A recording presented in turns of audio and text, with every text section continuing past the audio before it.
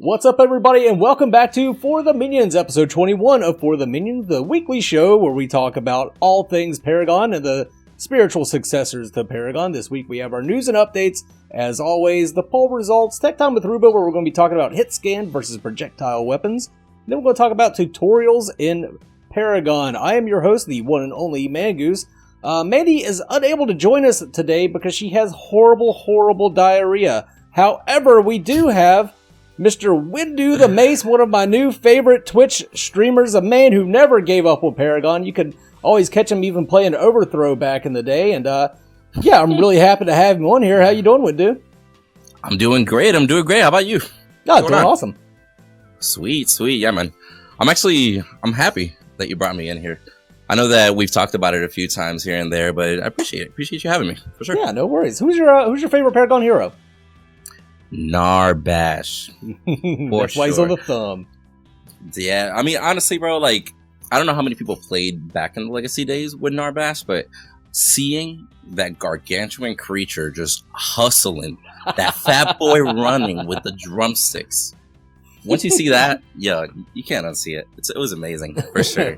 And they got a purple Narbash, so once they saw that, I'm like, yo, Windu, purple, done. That's it. On brand. Mine.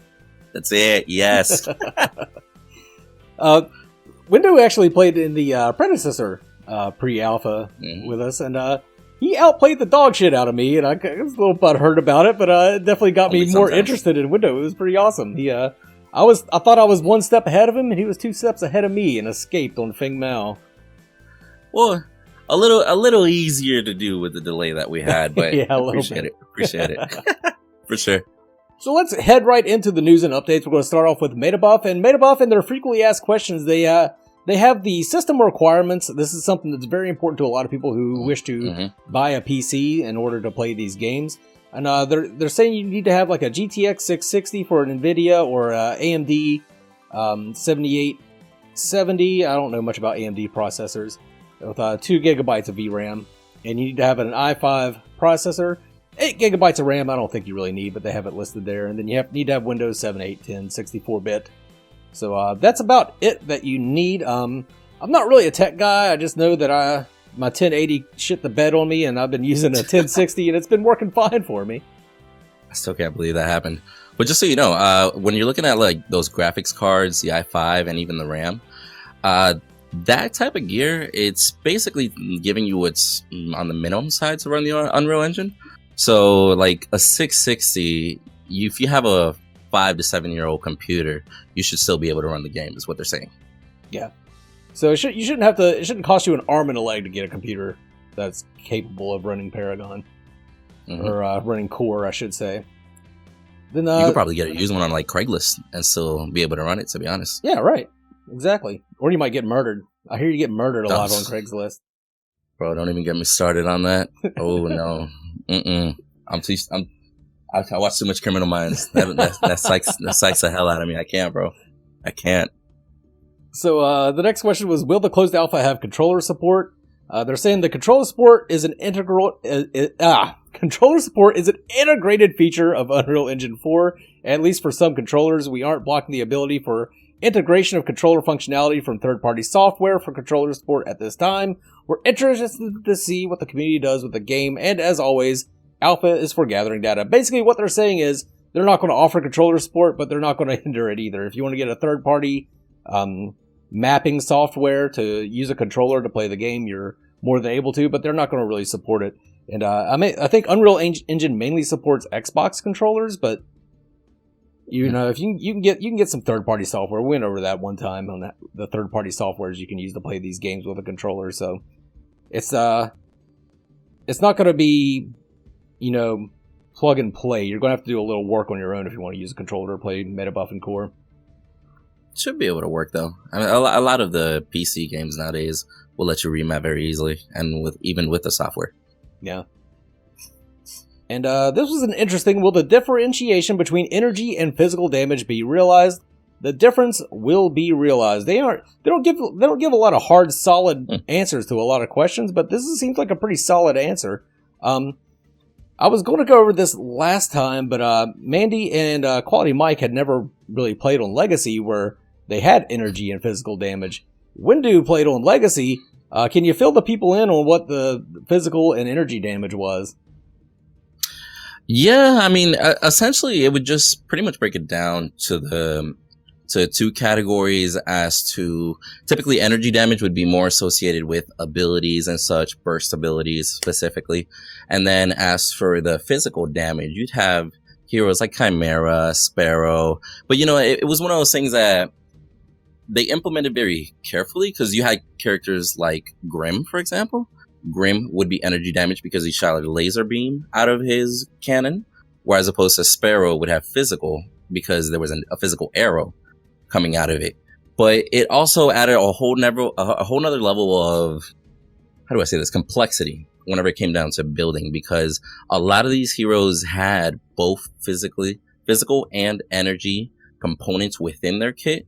So you actually had to very carefully choose how you were building your character, which honestly wasn't a bad idea. Yeah, and it also kind of affected your picks as well. Like, if you picked a team that was all physical damage, the enemy team, all they had to do was build physical armor, and then they would just roll over you. Like, you couldn't do anything to them. So you had to have a good mix of physical and energy damage on your team. That's one reason Richter was a popular pick. He was the only energy damage tank. So it was you definitely had to have that balance between everybody in order to win the game. So I think it's cool that they're bringing it back. I don't know. It didn't really work out for Paragon in the end, and they ended up taking it out even before. They took it out just after they dropped Monolith. It was a little bit in Monolith, but not very much.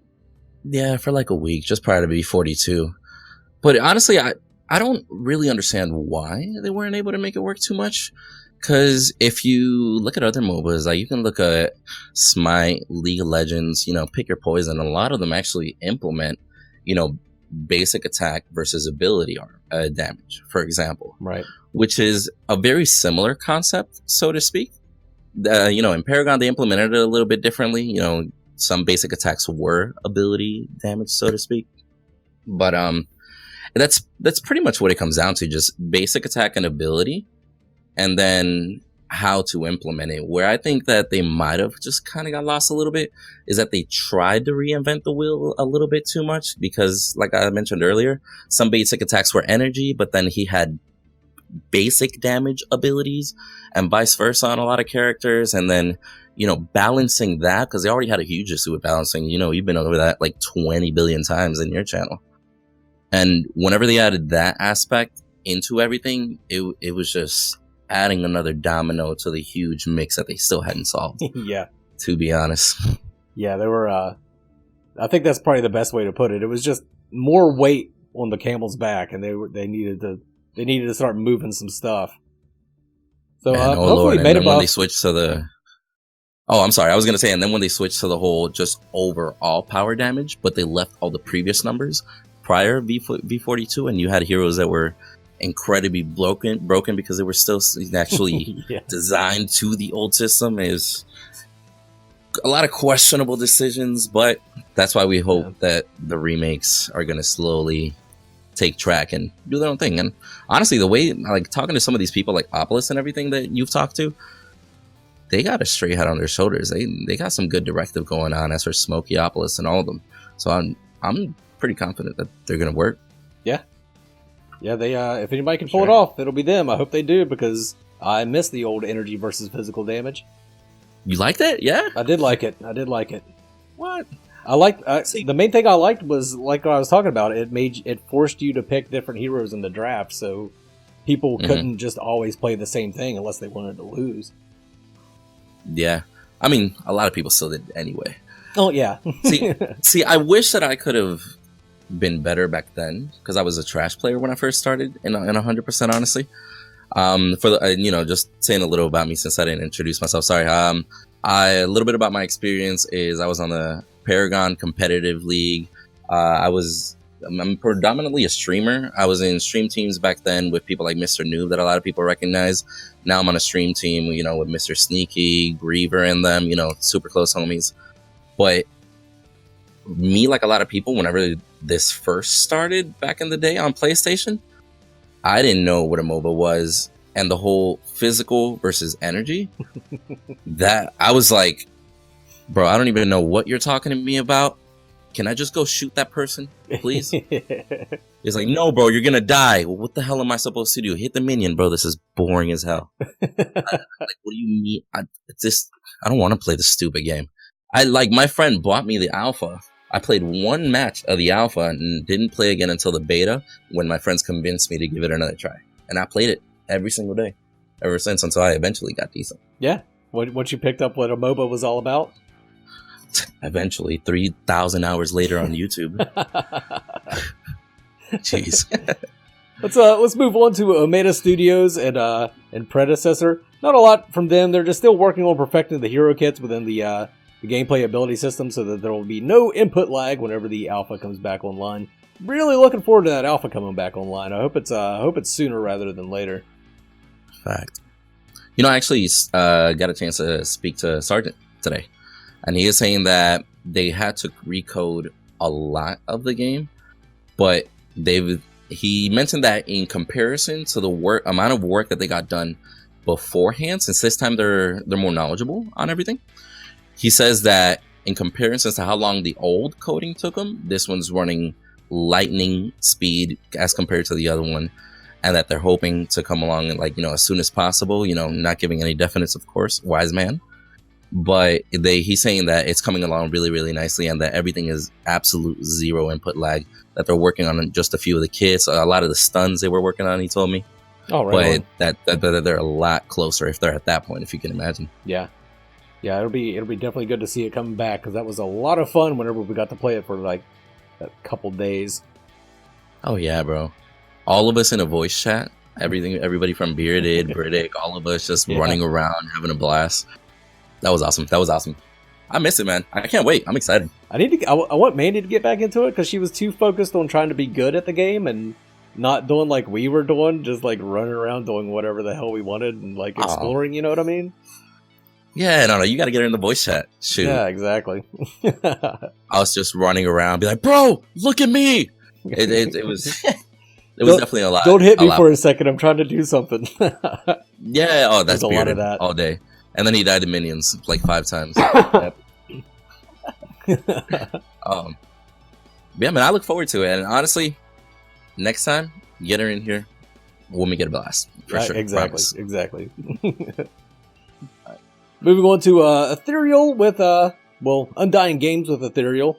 They're bringing in a Discord manager so the team can focus on the game. A lot of times, a lot of their time is spent managing people in their Discord, so they want to have somebody just overall on top of that. And I know a few people had a few of my subscribers had some negative experiences in their Discord, which they didn't really fully explain. But hopefully this will take care of all that and leave them time to get that game done, because I want it done as soon as possible, because, man, that game just looks so freaking beautiful and new and just incredibly awesome. Bro, that map is gorgeous. Just saying. Right? And we kind of talked about this several times in the past. These even smaller hush-hush companies, with Ethereal and everything, Undying Games, they have a lot of potential. Especially with the character models and everything. They look gorgeous, bro. I'm looking forward to it. I am. A lot of people complain that they haven't seen much gameplay out of Ethereal, or out of Undying for Ethereal. But the thing is, Undying operates a bit more like you would expect a normal gaming company does. You normally don't get the kind of transparency we've been getting out of Metabuff and Visionary and Omeda Studios. You normally don't see this much of the game before it's actually out and playable.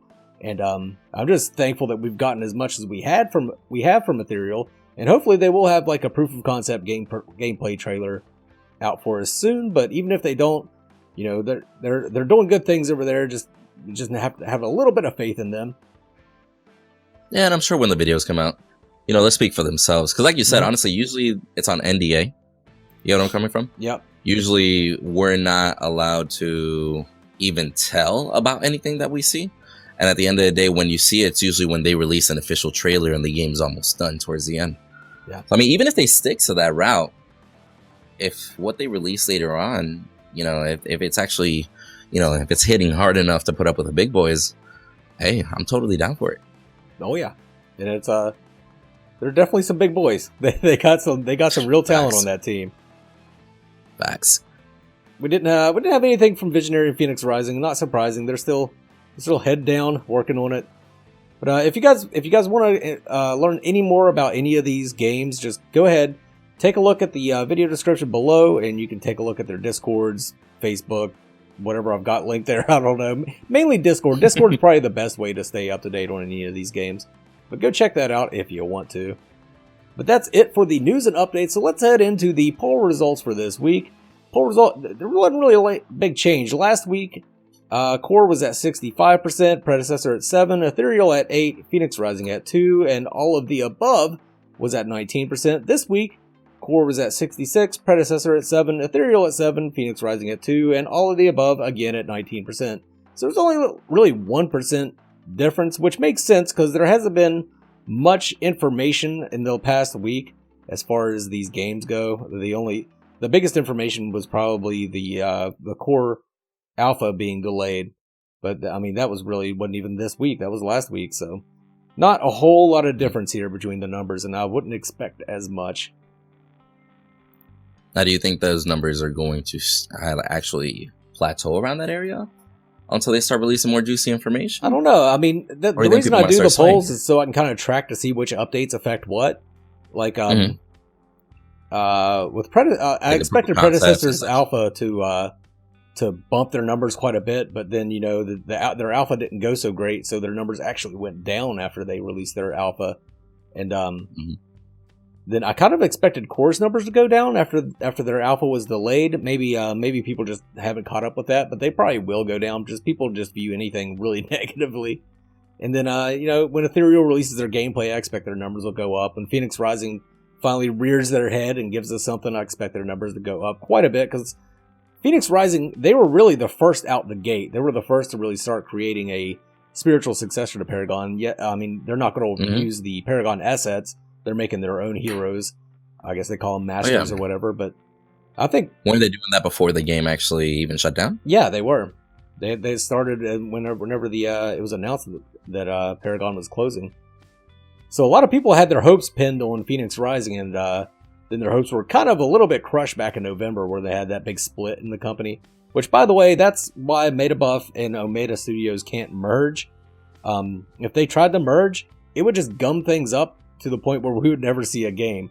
There was a big split in Visionary over differences of opinion, and now look how far behind they are now as opposed to how far forward they were before. So everybody that's wanting MetaBuff and Omega Studios to merge, it's really not a good idea, I don't think. Yeah, I mean, think about it. It's like trying to merge two countries and merge the armies themselves. At the end of the day, I mean, could it happen technically? But the amount of reworking to the structure that you would have to do, and think about it, you can't have two presidents, you can't have two vice presidents, you can't have two lead developers, and etc. So there would be so much restructuring that it might actually do the game more harm, because there's so many differentiating opinions of how the game should be. Yeah. That at this point, if they each have their own, level-headed team with the right mindset, everybody's working together, everything's copacetic, at that point, honestly, I say just let them dog it out. Let them duke it out and see which one comes out on top eventually. Yeah, I mean, for us as consumers, it helps us if you think about it. Oh yeah, competition's always better for the consumer. Yeah, for sure. At the end of the day, we just get more content from both sides because they're competing with each other. Yeah. So it's not a bad thing at all. I'm looking forward to it. Like I've been saying, I think those two using the same assets, they're going to be a lot very similar, probably the first year or two, because of the obvious reasons they're using the same assets. But then after that first year or two, that differentiating that's going to happen, creating their own heroes, their own kits, etc. I think that's what's really going to have the game stand out. And that's when they're going to stop being as much of, not like 100% competition, more like just mobile competitors along with the rest of the MOBAs out there. Right, yeah. That would be nice if they could just both continue on. I don't think it's going to happen, though. I think one of them will end up falling by the wayside. You think so? Yeah. Yeah? I think realistically, I'm not that optimistic. I try to be optimistic. Really? I really hope that they're both successful, but I don't think both of them will be. Why do you think that is? Because, like, I don't know. Like, when I see it, I'm thinking more along the lines of there's different MOBAs out there. So, just on the term of MOBAs, there's different MOBAs out there. Even though one might end up with like 80% of the old MOBA market and 20%, the other one has 20%, that doesn't mean they can't grow their new market. That's and true. Still be That's able true. to grow. You get me? Like, even if it only has 10,000 active players, that matches Rainbow Six Siege's active players, and it's still going. You get what I'm saying? Yeah. So I think they'll still be able to. What I really think is, if they can get the marketing, and if they can just be persistent, because I think the only way one of these remakes would fail is honestly if they give up, because there's already a thriving community wanting content, and there's some people that prefer Monolith, some people that prefer Legacy, and you can even see the differentiating details on the map between those two, between core and predecessor. I think they're going to be able to make it. Who's going to be successful? I'm not sure. But I think they can both stand. Like, why do you think they? Why do you think they can't? Why do I think they can't? Because they're competing for a fraction of the player base that Paragon had right now. They aren't really doing much to appeal to a new player base. Whereas, like, you've got Undying Games and Visionary. They both are making products that appeal to a player base outside of Paragon, especially Undying with Ethereal. Ethereal's doing so much new stuff with MOBAs and pulling in elements of all kinds of different MOBAs, including like Paragon and everything. Yeah. Whereas Omega Studios and Metabuff are only pulling from Paragon.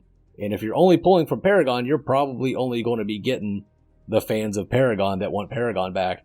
And I don't think there's like enough 70% of them. PlayStation. Yep, 70% PlayStation. So yeah, they both need to get their own console. Point. That's a good point. So, you know what? And I'll agree with you on that, because if they're both trying to get fishes from the same pool, if one of them is more effective, one of them is more likely to succeed. Yeah.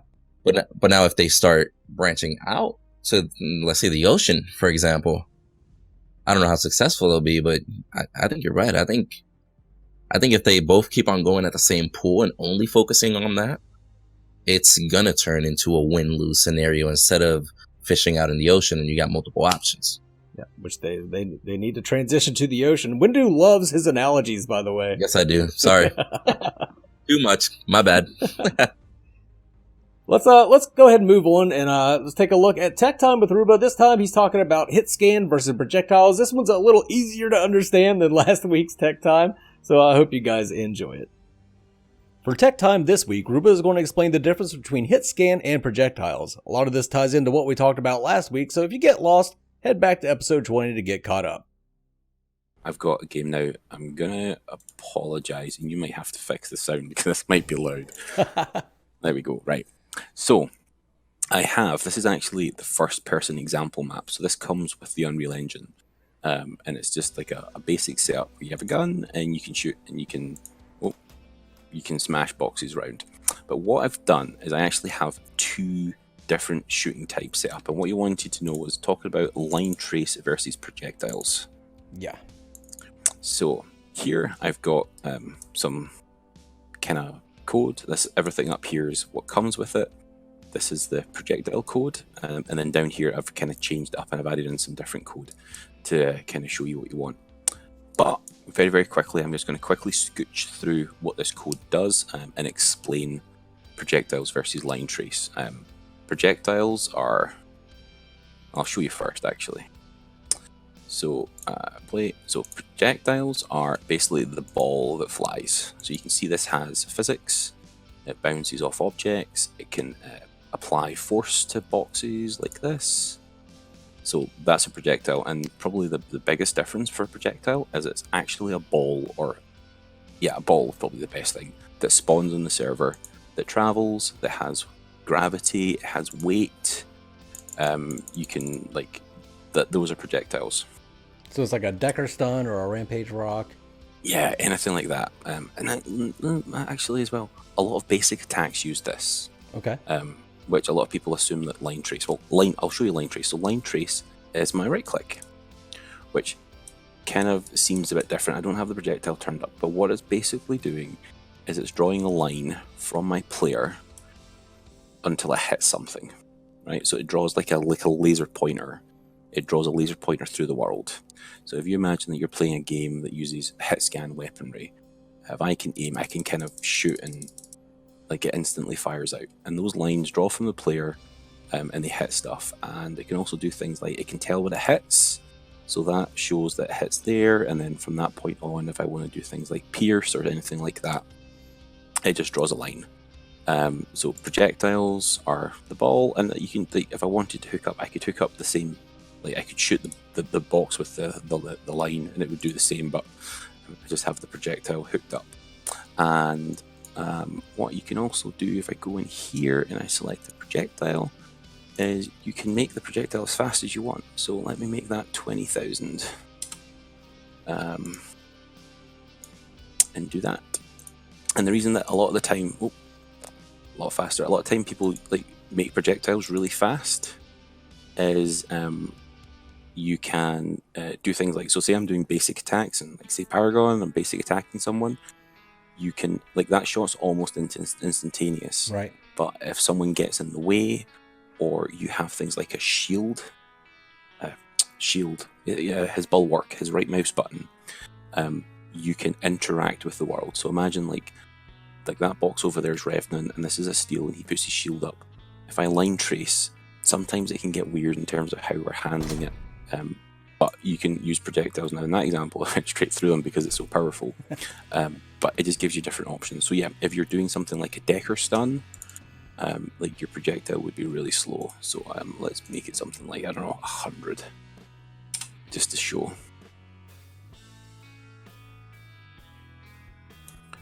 There we go. Oh, that's... what did I do, Mongoose? I done fucked up. Right, okay. Let's see. That's what happens when I start freestyling and just playing about with stuff. Again, I think that, like a lot of this development's... well, there you go. At least it's moving in the right direction. So imagine that was a Decker stun. Like, that fires down. And it actually probably goes into the point we were talking about when we go back to the Murdoch. So imagine I'm throwing my Decker stun ball, and like a lot of the time, like Decker stun ball would hit, and you'd be like, it didn't stun, or you would miss, but it did stun. And a lot of that is with I fire the projectile, and then the server has to go back and confirm it as well. So okay, that's kind of tied into the same things again. But yeah, like you can like change this how you want and do it, and like Unreal Engine, like big part of it is how flexible it is. So let's try and make this, and more than likely this is how Decker stun was done, was using a projectile for that. So you can see that's nice and slow, and you could just play about with that until you got something. But there you go. So so yeah, so just to very, very quickly finish up, I can quickly show you how this works.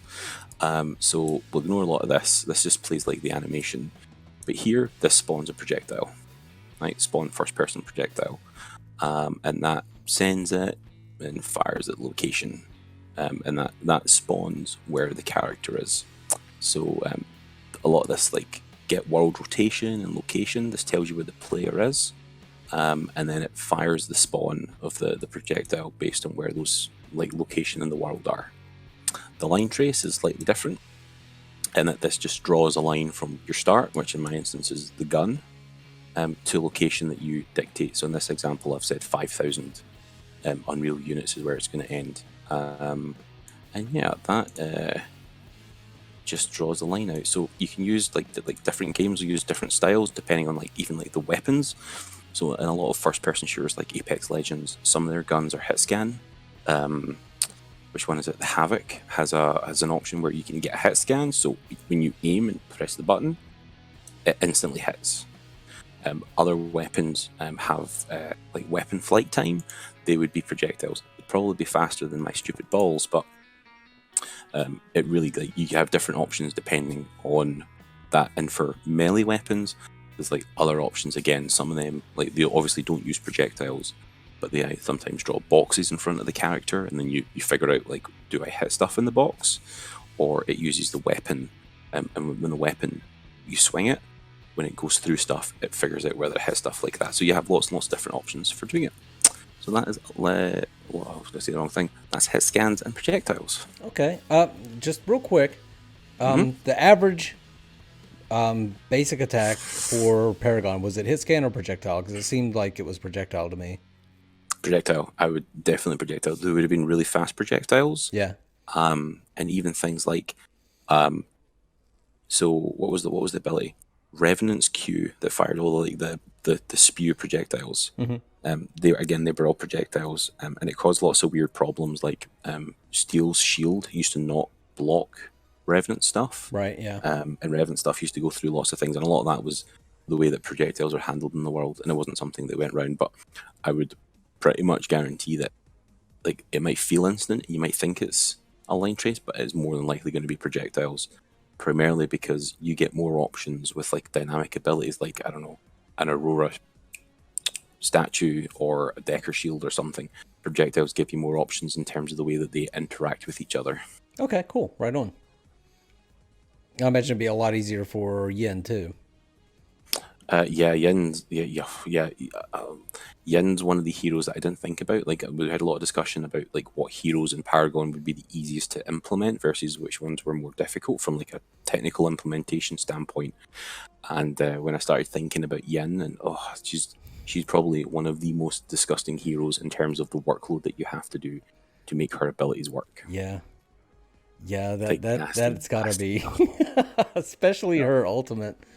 Oh, if you think Like about it, trapping everything and then being able to send it to a different location. Yeah. So you have to fire a projectile, hold the projectile, remember who fired it, like what their power was, what level the ability was, and then if she doesn't do anything, you have to go, right, well, that's still like Howitzer's weapon.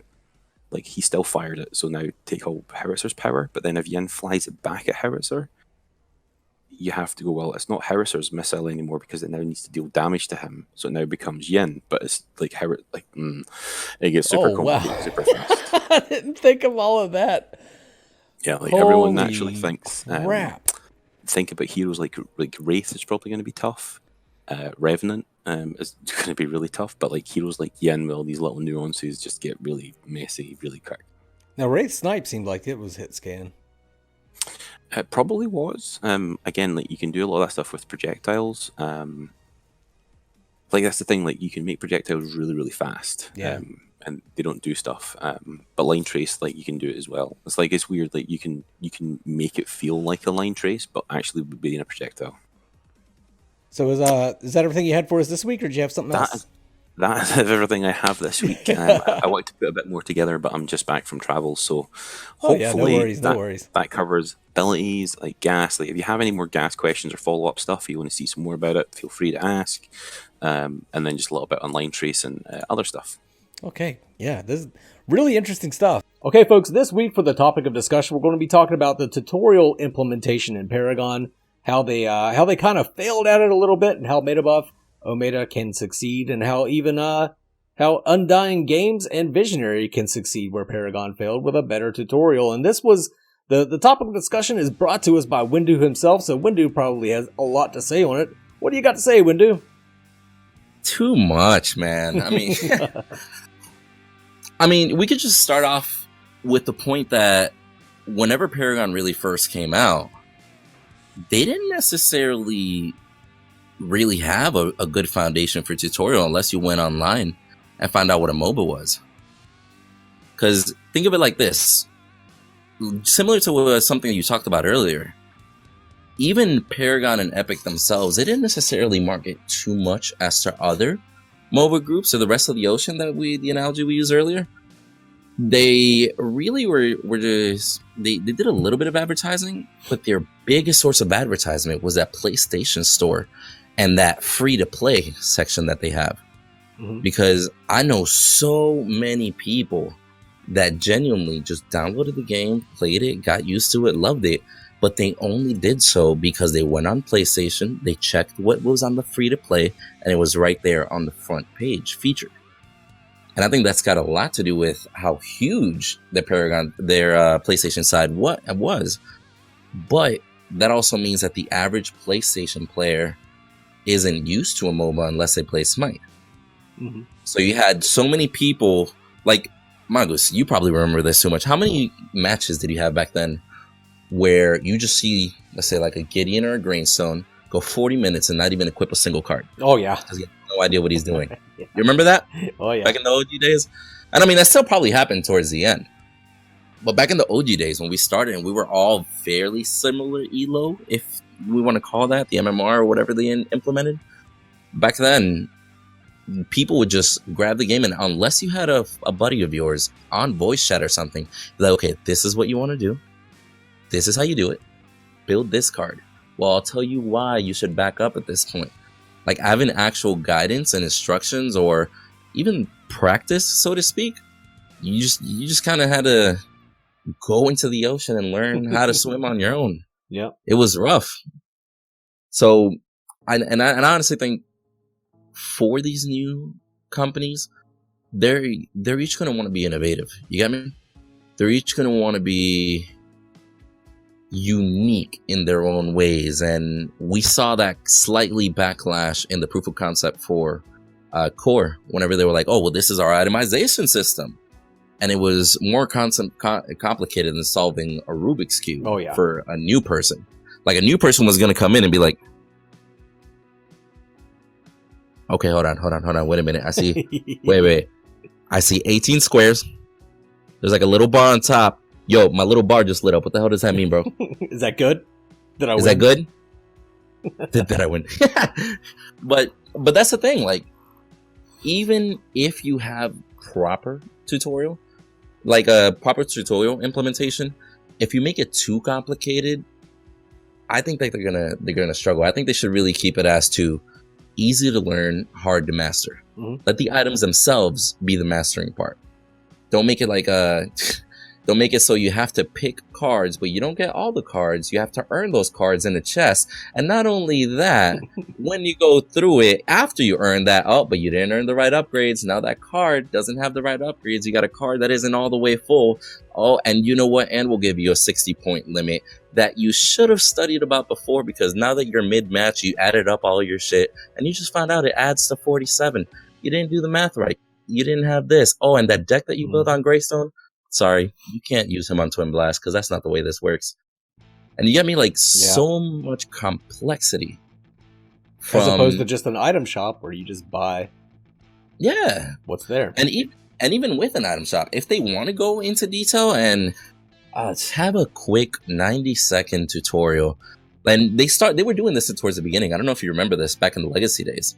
How they would have a quick little, well, this is Bellica. This is how you play her. I would suggest building these type of cards, and that was nice. Mm-hmm. It gave you a rough little idea. So, okay, so I should be looking towards these type of cards.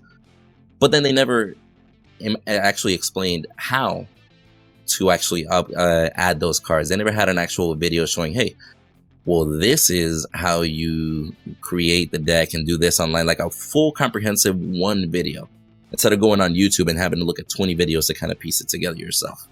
Yeah. What do you think would be cool to add tutorial wise, Mongoose? Tutorial wise? I mean, yeah, it should be. I mean, there's plenty of other games that do tutorials really well. All they have to do is copy pretty much any of them. That's true. Just take you through a match that doesn't, like, you know, just a bot match, and stop you at certain places, be like, here's your card shop, here's how you can buy cards, here's the cards you want for this kind of hero, then boom, you're at the minions. These are minions. If you hit one, if you get the last hit on this one, you get more gold.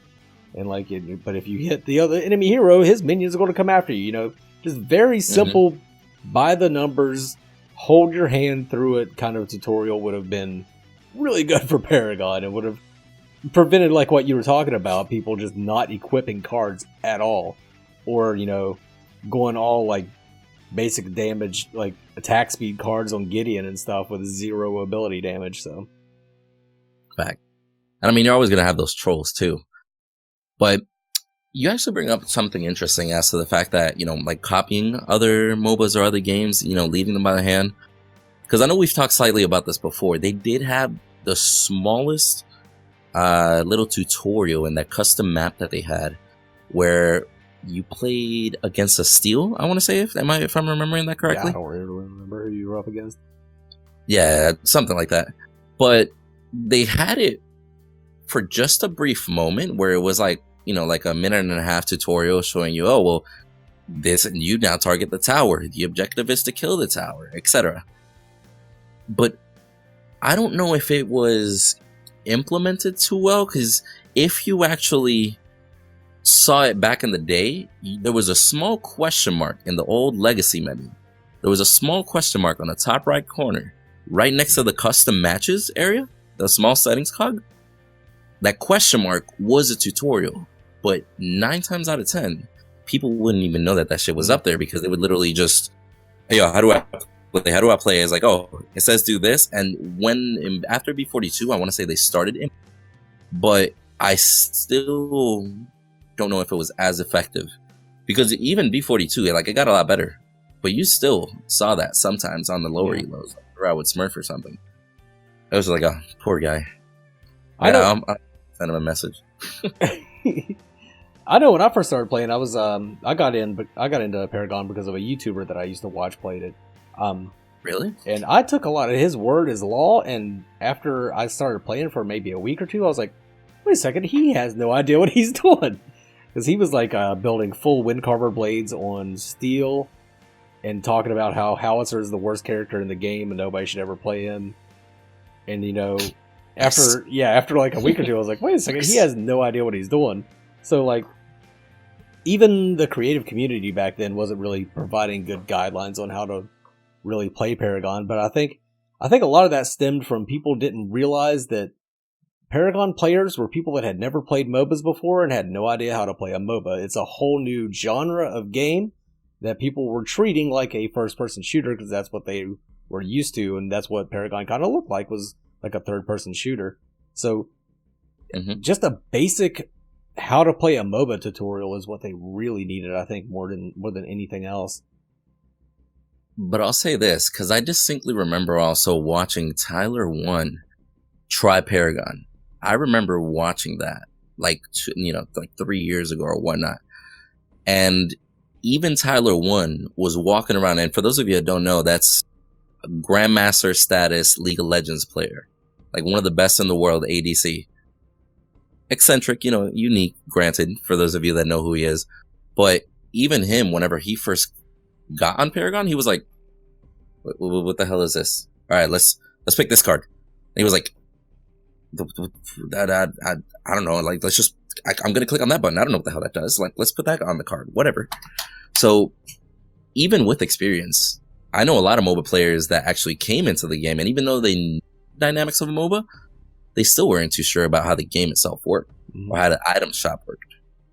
So I just honestly think, like, keep it simple. Like, if they keep it simple, they should be able to at least, like, have that, like, something less to worry about.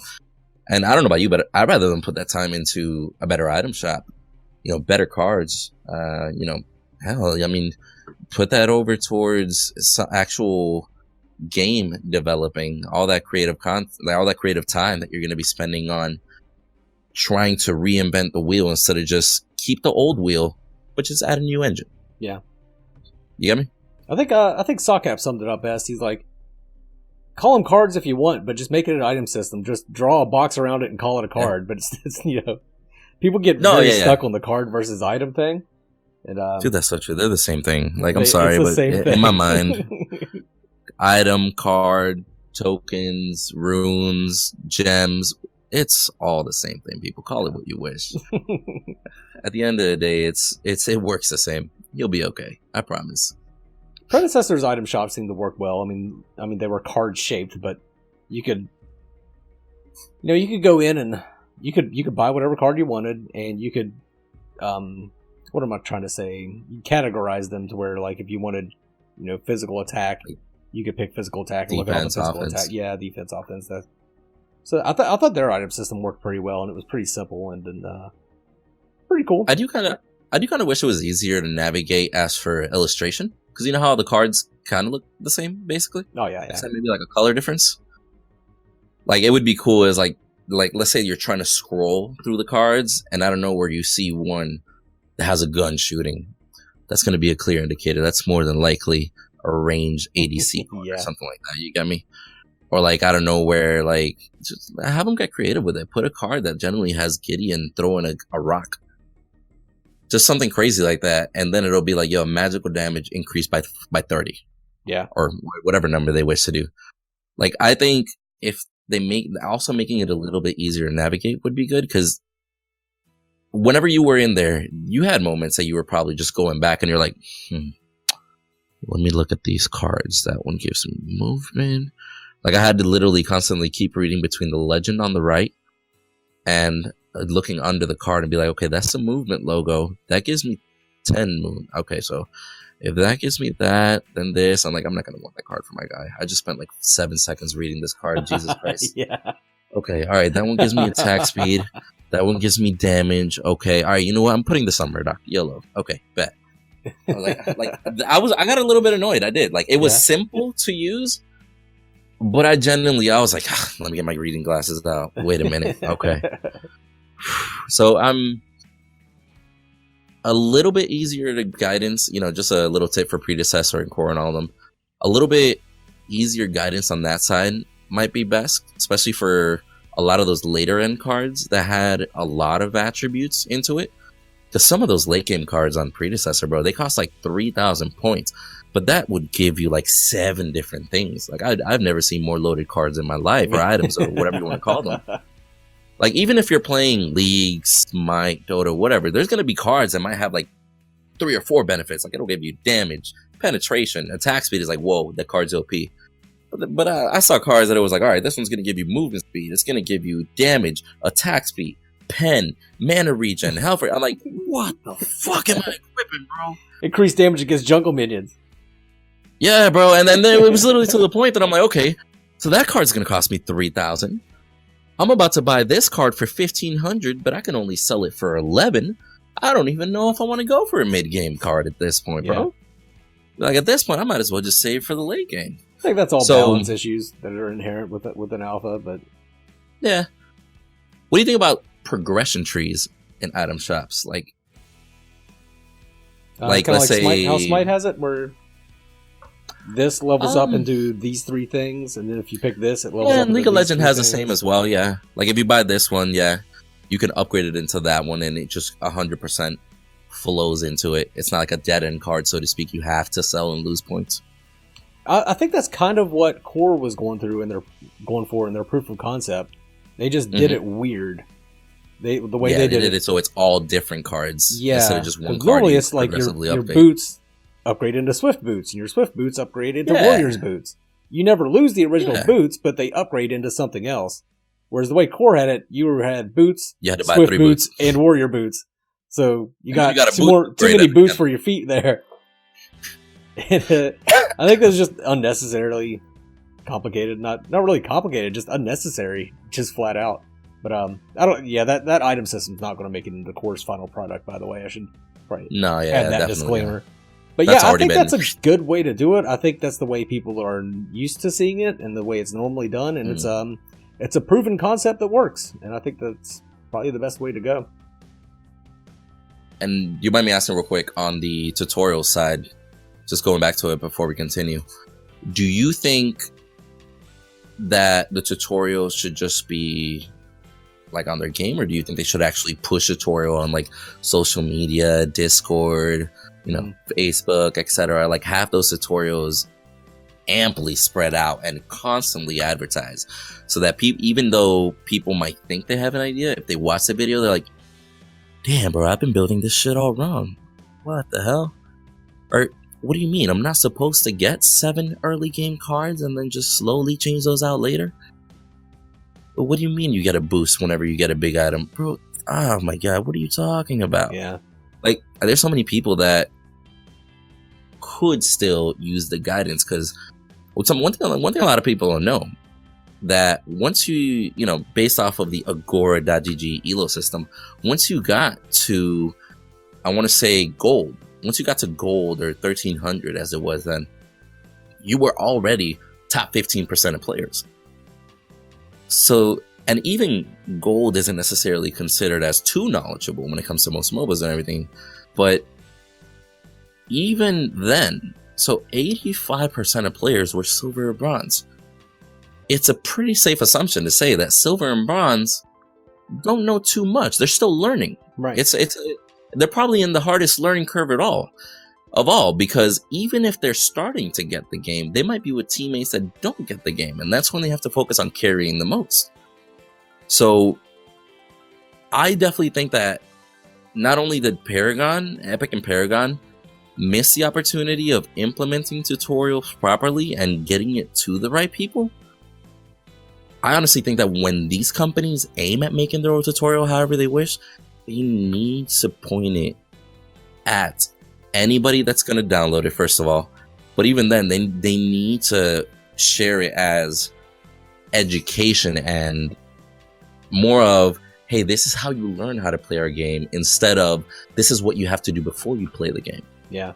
Because everybody knows if you have to take that test tomorrow, you're going to study, you're past the test, but a year from now, you're not going to remember the answers to that test. You're not going to remember the questions. But if you actually learn because you want to, you're going to remember what the fuck 2 + 2 is 30 years from now. Do you get me?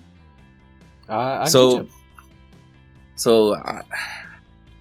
I'm really weary about it because it's hard to official implement. tutorials through their social media is a great idea. It's something Paragon should have done. Just very simple things like stuff that's just absolutely can't go wrong. Like How to play carry. Yeah.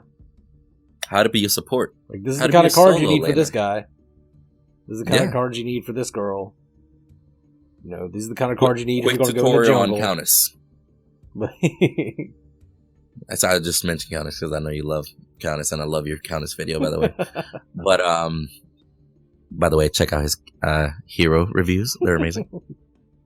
But yeah, man, like it's just such simple things that if they had like a distinguished individual within their community, just creating that content, creating guides, and that was his sole purpose.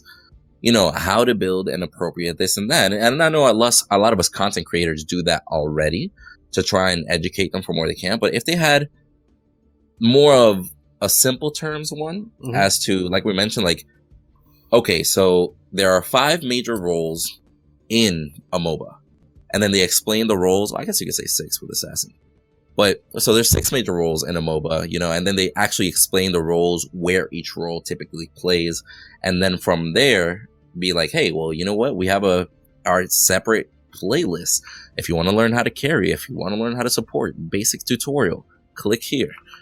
Like a company can easily set that up in a weekend and have that in there to educate and help guide the community to where it's not 85% are silver and below. They might be able to get it to 70%. And just that difference, having 30% of your players be more knowledgeable than the rest, makes a huge difference whenever you're balancing. Because a lot of people aren't going to know what balancing is if they don't really know what the game is. A lot of people aren't really going to understand how to implement certain things or what truly is OP or not. Because let's be honest, if you were in a silver or bronze match, as long as one person got fed, that hero always seemed OP. You could have been going against a Grim that was this, and at its worst time ever, because we all know Grim didn't get enough love. You could have been going against the worst time that Grim was there, against a Grim that just carried because he had skill. And you might have had 7 people in that lobby. Is like, bro, Grim is OP. How do not people not use him that great? Yeah. Bro, oh my god, why is he ulting me so much? This guy is so OP. And then the first thing they do is after that match, they go on Reddit or something like, Grim ult need nerf. Yeah. Whenever that man hasn't even figured out how to properly build his item shop. I definitely think that's going to be a huge thing. I think it'll lead to better player enjoyment if players knew what they were walking into before they came into the game too. Fact, for sure. Good points all around. You got anything else you want to add to the tutorial implementation discussion? I mean, we pretty much covered just about every side. I'm sure you're going to get a lot of mentions in the comments as to things that could be implemented, but it's just more of a, hey, we're a community that's willing to help you, but a big part of you listening to the community is also educating the community. Because at the end of the day, it doesn't matter how much you listen to the community if even the community itself doesn't have a proper vision. Right. So before you can listen to the community, before you can pay attention to those ships out at sea, build the lighthouse, please. You and your analogies. I'm sorry. I'm just saying it's accurate, bro. It's accurate. It is. Build the lighthouse. I like your analogies. Yeah, you don't got to do much. Build the lighthouse. At least the ships know what direction they're going. If from there, if they tell you, hey, build the dock out further, have assistance over here, you know what? You should actually move this on that side. Whatever implementation that might be from there, it's perfect. But if you just have a ship out at open sea, where the hell is he going to know where to go if he doesn't have direction? You're going to have the entire community pulling different directions, and then you're going to end up with an epic just saying, we're not listening to anybody because we're getting feedback from everywhere. Right. Build the lighthouse. Build the lighthouse. 2019. Windu. #. All right. Let's move on to suggestions. We got some more community skin ideas. Shark gave me an idea for a flaming Gideon. He actually provided a picture, so I'll show that there. I think that's a good idea for Gideon. Everything's like fireballs and stuff instead of the cosmic purple radiation and everything that he has. I think that a big glowing fire disc whenever he does his ultimate, that'd be kind of fun. For sure. And then, it just sounds amazing. It just sounds epic, right? Yeah. And then I have had an idea for an Oni Terra. I think that's a really cool idea, like a demonic Japanese Terra skin.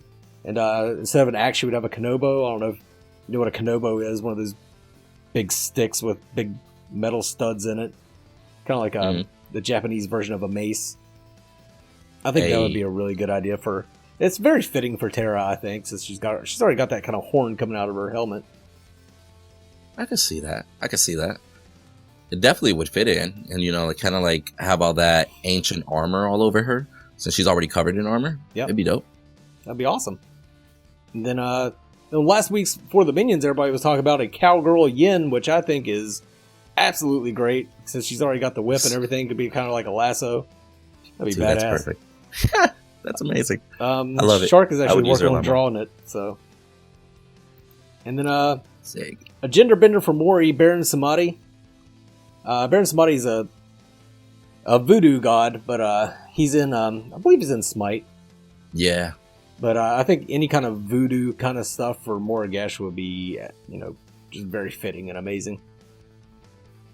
I think that would actually be relatively easy, because even Dia de los Muertos skin on her would actually be perfect to go with. She's already got that darker vibe with the face paint and everything. So that's awesome. I like it. Put a top hat on her and she'd be set. She's already Baron. Already Baron. You can give her like magician's clothes basically, and then you got her. What's a skin that you always wanted, Windu? All right, I'm not gonna lie. I always hoped for that, and again back to Narbash. I always hoped for our Narbash like a Popeye skin, and I mean Popeyes or like KFC, where like it was just a bucket of fried chicken, and all he did was swing 2 drumsticks, and he threw fried chicken at you. Oh, that'd be great. Because I just thought that would be priceless. An actual drumstick. Yeah, you just got a drumstick thrown at you, bro. Like, how does that like? You want a 2-piece? Here you go. I'll throw the side on there for you. Like, just freaking amazing. Put one of those paper hats on him. Yeah, like do it up. Have him like dress him up with the apron and everything, bro. Do it like instead of like his little canister hanging, put like condiments, like ketchup and shit on the side and everything. Have him like with an apron, a nice little tie and everything. Like he works at the worst establishment ever, but he's just there to do his job. I want him to look like that. I want him to look like he's looking for table 7 and he's lost his hell. That would be amazing. That would have been priceless. Great idea. But great idea. He never got any much after the Halloween skin, which I did like, the pumpkin one. After that, he didn't really get too much love. So sad face on that side. A lot of heroes didn't get too much love as the skins. But for Narbash, there's so many possibilities. So many possibilities. Yeah, Narbash was such a cool hero. They could have done a lot more with him. Oh well. What do you mean, like content wise or skin wise? Like skin wise, yeah. Oh, I felt that like I just did a video on this actually. I don't know how they determined who was going to get skins. I think it was just whoever they thought up cool skins for. Because, I mean, you would think that it would be like a business thing. Like, whoever's played the most would get the most skins so they can make more money. That's what I thought. But like the hype train. Like, think about who gets Kwong. picked the most? Kwong was picked a lot. Kwong was very popular. Kwong was very popular. Seraph was very popular. Neither one of them really got anything for skins, especially Kwong. Kwong just got some recolors is really all he got. You're not wrong, but what if it's still along those lines? Because even though he got picked a lot, what if they honestly just focused on who got picked the most? Because let's say if Kwong had a 30% pick rate, for example, but there's focusing on 10 heroes to make skin for, and he just happens to be like number 13. Because we all know like Kalari, Murdoch got a lot of love, Chimera got a shit ton of love. I had like 30 Chimera skins that I paid for. I got a $200 refund from Epic when that happened. Like whenever we got that. But maybe it was just, and again, being mindful of bronze and silver elos were the majority of it. Maybe down there towards that side, a lot of the picks were just things that we didn't see coming. It might have been total different picks as opposed to what we were used to on the higher end. That's true. So that's true. I know Murdoch got a lot of love, and he had a lot more love coming to him down the line, too. Oh, yeah. All those, like, what was it, like tier 4 cowboy skin? You remember that one? Yeah, that never actually released, though, right? No, they didn't release it. Like, they even cosplayed it at one of their weekly videos. And everybody was excited as could be. It's not in the Epic assets. It was like it was just a drawing that they never did anything with. I mean, which is kind of salty. His Outlander skin I thought was even cooler, but I love the reptile skin on him. Yeah. Did you see the Shogun? That was my favorite. No, I actually haven't. Yeah, his gun was like a big dragon's head with the barrel sticking out of the mouth. That's amazing. He had full Shogun armor. It was really, really cool. I did see the Chimera Chinese New Year one. That one looked amazing as well. Like they had, I don't know, and I know this is all past news. They had a lot of potential as to that side.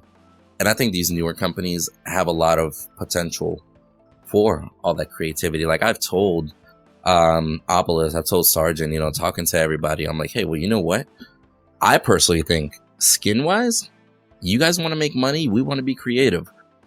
Give me just the base custom skin. The base skin, right? Simple base skin. I'm not asking for much. I'm not asking for you to code everything. I personally want a color wheel option that helps me change some parts of their armor. Not all. Make it easy on you guys. Some parts of their armor. Kalari running around with a pink cape. I want to be a Murdoch with a lime green chest running around. I want to be a Decker with a freaking super bright purple staff, imagining that's my lightsaber. I just want those little key features in there for every character. You decide what they may be. But then if they decide to do that and be like, all right, so it's a base skin, but 99 cents if you want to color code it. They'll make money. I know I'm about to spend about $50 on 99 cents on every hero. Because that's going to be awesome. Just throwing out ideas, not officially confirmed, by the way. But I'm saying, like, there's so much opportunity, and I know monetizing has been a huge topic of discussion for everybody. I'm confident at talking, like, when I talk to the heads and everything, I'm confident that they will figure out what to do when that comes around. But I know that us as a community, we want to be able to have as much creativity thrown to us as possible without losing sight of balance, without losing sight of gameplay. Because I definitely do. Gameplay should come first, 1,000%. Like, I don't care how pretty it looks. If I go in there and it's just a broken ass Morgesh ulting me every 3 seconds, and I'm talking about she can melt you no matter what, even full tank and armor and everything. At that point, I'm gonna need you to stop working on that skin, boo boo. Where I don't care if my skin glows. I need you to fix this piece. Yeah. Oh, for sure. So let's move on to the community builder this week, and it's Oda. Oda is you always see him in the comments. He's got a small YouTube channel. He just did a pretty interesting video about the kind of dual heroes. Sparrow having kind of a bit of duality there. Go check him out. If you like him, subscribe. If not, move along. Like I always say, these are just suggestions if you guys want to go check these people out.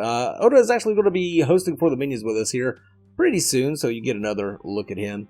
But I think that's going to be about it. Windu, you got anything you want to plug? Honestly, I'm just gonna applaud you, Mangoose, and Mandy. Sadly, she couldn't be here because she's feeling sick.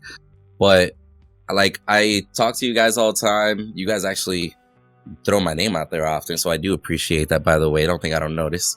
But honestly, like, these guys are great content on YouTube. Everybody, make sure that if you haven't followed already, this man, please do. Like, I watch For the Minions every single week, and as soon as he hit me up and he's like, "Hey, do you want to go ahead and be in this?" I was like, hell yeah, let's go. Like, shoot, why not?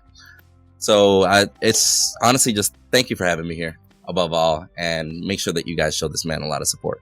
Make sure you like and comment below, definitely. And the same goes for Windu. Check out his Twitch stream. I'll have it linked in the video description below. He's excellent Twitch streamer, excellent mic quality. Like, I'm very jealous of your mic quality. And it's a quality stream overall, very entertaining. So check Windu out, give him a follow, hit that little heart so that you know when he's streaming and you can check him out. And but that is going to be it. Before I go, I just wanted to leave one last little note. You can support one game without shitting on the other, guys. Like, nobody's going to think better of you if you're saying bad things about one of the games. Like, you're not going to garner better reputation with meta buff by shitting on predecessor. You're not going to garner, like, Smokey over at Omega Studios is not going to think highly of you if you come in his Discord server and start shitting on core. It doesn't work that way. That's not the way to gain respect with these companies. If you want to gain respect, just be a shining light in that Discord. You know, support them, do everything you can to help them out, but do that without you don't have to be throwing shade at the other companies, man. So just knock that off if you could. Fact. Everybody can win, and even if not everybody wins, you don't got to sit on the sidelines, you know, trying to make it worse for everybody. At the end of the day, we all want success for everybody. Exactly. But for now, this is the Mangoose and the For the Minions crew signing off. You guys have a good one. Mangoose!